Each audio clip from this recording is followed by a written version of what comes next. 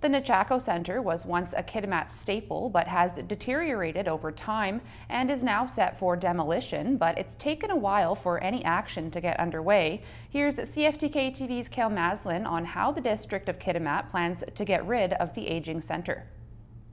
In the summer of last year, the District of Kitimat determined that they would be demolishing the rundown section of the Kitimat Nechako Center since it had been sitting there as a vacant building for a number of years.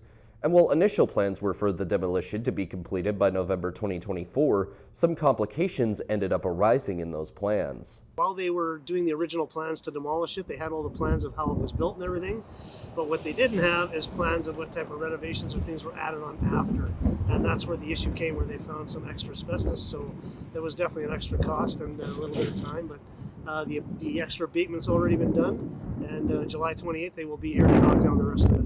But even with the resumption of the demolition, the future of that particular space after the work gets finished is still unclear, but the district seems quite keen on taking suggestions. I think it might be a great place for a future city hall for Kitimat.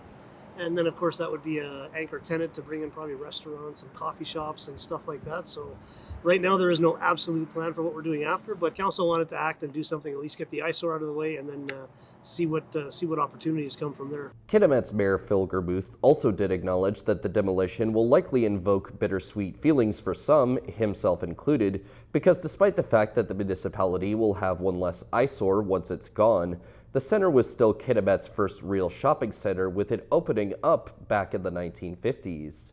The mayor also mainly attributes the center's degradation to a significant population decrease from a few years ago, around the time when Eurocan and Methanex closed.